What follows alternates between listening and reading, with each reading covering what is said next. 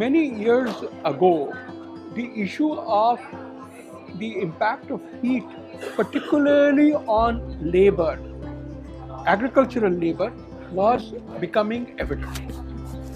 Generally speaking, agricultural labor addressed this by working early in the morning or late in the afternoon to avoid the midday sun.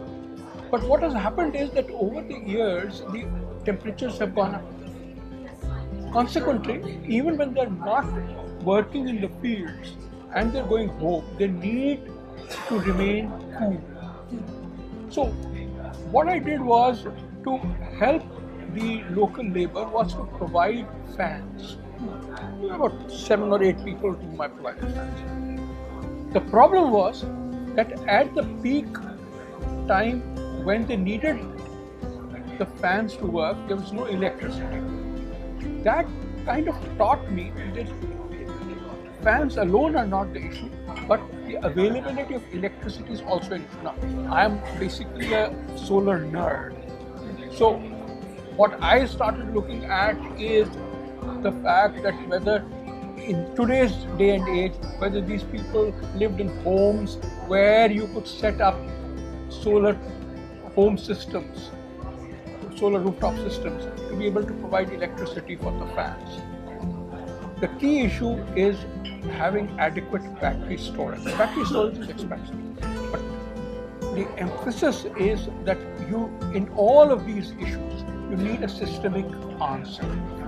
The fact also remains that most of them live in housing that is either completely concrete built or because that is the lowest cost housing, or that the ventilation no longer works because of the closeness of houses, or that they've been forced to build a house in a particular direction in which ventilation doesn't work. All of these things need to be addressed in order to make life manageable. Heat in their lives can become manageable.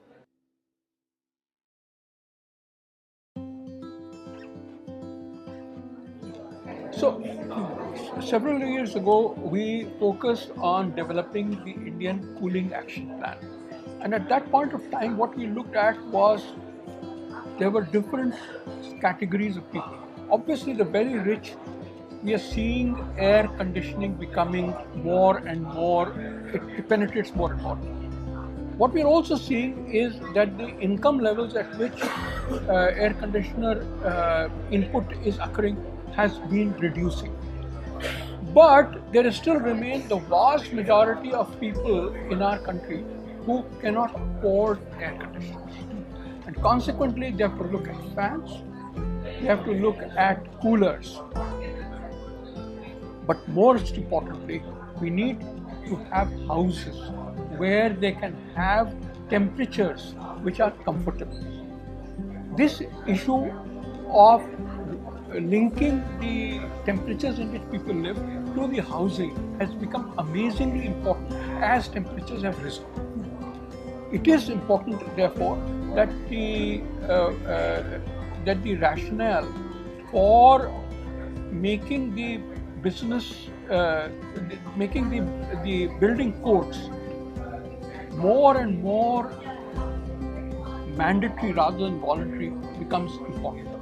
I would argue that if you look at, for example, the material out of which it is done, out of which the housing is made, the fact that the windows allow for ventilation but have window material which is closable yet openable, the fact that you have ledges over the windows, the fact that you have some amount of insulation into your building material. Those are the kinds of minimal things that can help in making the built environment to be more heat friendly than it is right now.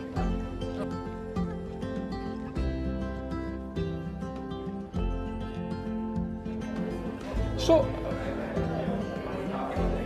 at the end of the day, heat is about ensuring that it does not reduce the productivity of people.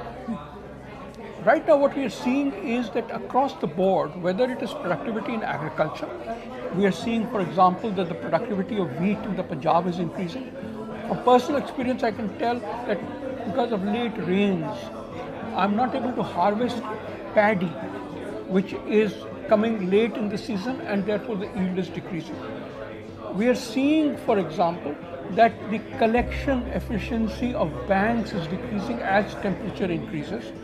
All of these kinds of things influence their systemic risks as far as financing is concerned. We would need to address these kinds of risks in order for climate, for financing that integrates climate and integrates heat into the lending itself.